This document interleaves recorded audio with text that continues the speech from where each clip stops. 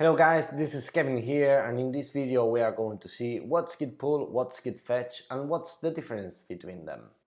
If you like this kind of content, consider subscribing, as I'll be uploading videos about good practices in coding, tools for developers, and all mobile development related. No more to say, let's go straight to the video. So to explain this, let's do a little example. Let's say that you and your teammate want to work in the same repository that it is in the server. Both you and your teammate are going to do a git clone of that repository, and now in your local computers you have a real copy of what the repository has in the server. You will be working in the same branch, in this case the main branch.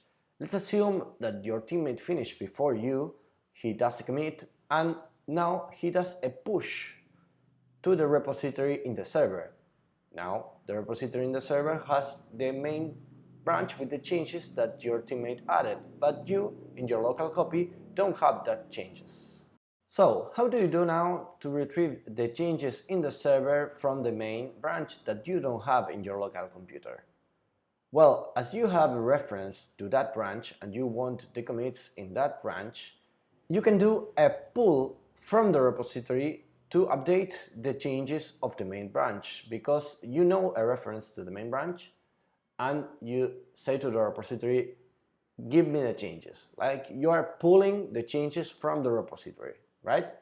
But in this case you have to be careful, because as you are pulling changes from the same branch you are working in, if your teammate made changes to files that you are changing to, you will have conflicts. And you have to resolve the conflicts before you successfully pull the changes to your branch. But this is the topic of another video.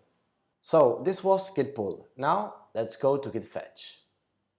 For Git fetch, let's assume the same scene, but in this case both of you are going to create a new branch each other.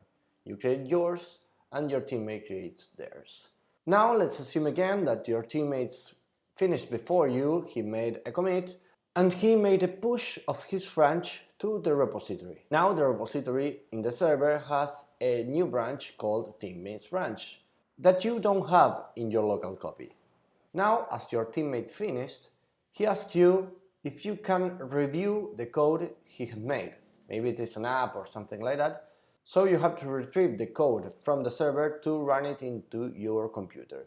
So how do you do this by now? In this case, you cannot do a pull because you don't have a reference to that branch. Remember that you copied the repository at the beginning, and now you don't have a teammates branch in your local copy, so you can't do a pull from a branch you don't know. So this is the difference with Git fetch. With this command you can retrieve from the server all the branches that you don't have in your local copy. For example, to review them, as in this case, or work in them in another feature.